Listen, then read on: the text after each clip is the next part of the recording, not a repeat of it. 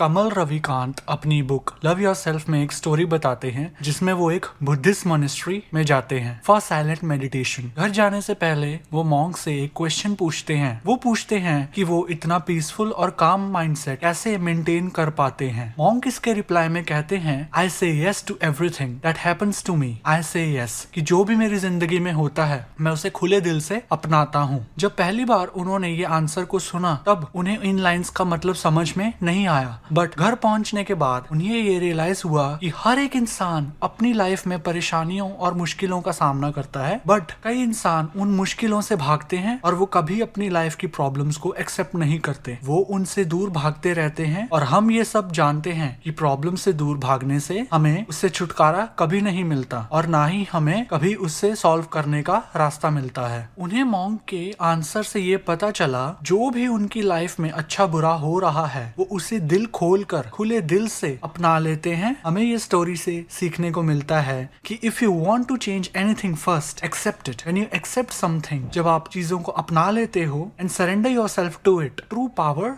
Lies in surrender. हम सब ये तो जानते ही हैं कि दुनिया में सभी मॉन्क्स को कितना प्रेज करते हैं बिकॉज ऑफ देयर काम माइंडसेट। और अगर आप एक काम माइंडसेट अचीव करना चाहते हो और एक पीसफुल लाइफ जीना चाहते हो तो आप सही वीडियो देख रहे हैं। इस वीडियो में हम आपके साथ कुछ ऐसे प्रिंसिपल्स शेयर करेंगे जो आपको एक काम माइंडसेट अचीव करने में हेल्प करेंगे। Hello friends, if you are watching this video I believe you will shine. So what is a calm mindset? एक काम माइंडसेट क्या होता है? काम माइंडसेट एक मेंटल स्टेट है जहां आपका मन किसी भी तरीके की प्रॉब्लम्स एंड डिस्टर्बेंसेस से इफेक्ट नहीं होता है। इन दैट स्टेट आपका मन बहुत ही रिलैक्स रहता है जो आपको किसी भी काम को फुल फोकस से करने में हेल्प करता है एंड डेफिनेटली एक पीसफुल लाइफ जीने में हेल्प करता है, खुश रहने में हेल्प करता है। इस चीज के बहुत फायदे हैं। For example, if your mind is calm then you become an owner of good mental health. आप एक अच्छी मेंटल हेल्थ एंजॉय कर सकते हो। आपका माइंड हाईली क्रिएटिव रहता है। You are able to think clearly. Also it helps in improving our sleep cycle। इसके कई फिजिकल बेनिफिट्स भी हैं, जैसे कि it helps in improving immunity,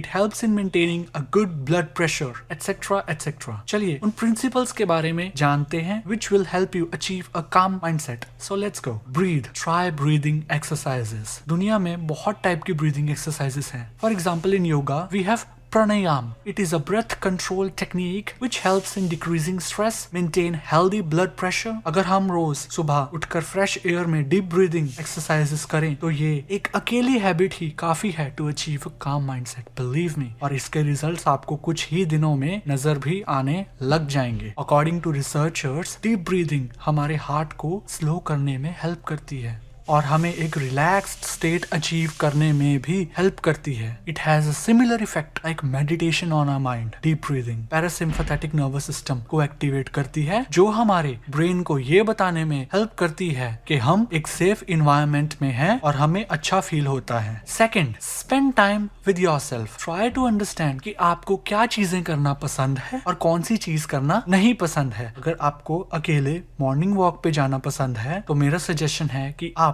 her rose morning walk पर जाओ। अगर आपको म्यूजिक सुनना पसंद है, go listen to music. Make sure कि आप उन चीजों को करने के लिए टाइम निकालो जो आपको करना पसंद है। रीजन ये है कि कुछ लोग अपनी वर्क लाइफ में इतना बिजी हो जाते हैं और फिर काम करने के बाद उन्हें फैमिली के साथ भी टाइम स्पेंड करना पड़ता है और फिर दोस्तों के साथ पार्टी पर जाना है और फिर shopping etcetera etcetera. At the end of the day वो अकेला फील करते हैं बिकॉज वो दूसरों को खुश रखने में बिजी रहते हैं और जो चीजें उन्हें खुश रखती हैं वो करना भूल जाते हैं। फॉर एग्जाम्पल, जेफ को जिम जाना बहुत पसंद है लेकिन उसकी वर्क लाइफ की वजह से उसका जिम जाना छूट जाता है और कुछ ही वक्त में वो अपने पीस ऑफ माइंड को खोने लग जाता है। इसका रीजन क्या है? क्योंकि वो अपने आप को टाइम नहीं दे पा रहा, जिसकी वजह से उसकी लाइफ डिप्रेसिंग होने लग जाती है। Third is no expectations formula. क्या है ना, जब हम किसी से एक्सपेक्टेशंस लगाते हैं और वो एक्सपेक्टेशंस मीट नहीं होती हैं तो कहीं ना कहीं हम अंदर से दुखी हो जाते हैं। We feel unsatisfied. देखो यहाँ पर दो चीजें हैं। अगर हमारी एक्सपेक्टेशंस मीट हो जाती हैं हम तब भी खुश नहीं होते और ये रियलिटी है। अब हम और एक्सपेक्टेशंस लगा लेते हैं और अगर हमारी एक्सपेक्टेशंस पूरी नहीं होती तब भी आपको पता है हम दुखी होते हैं। सो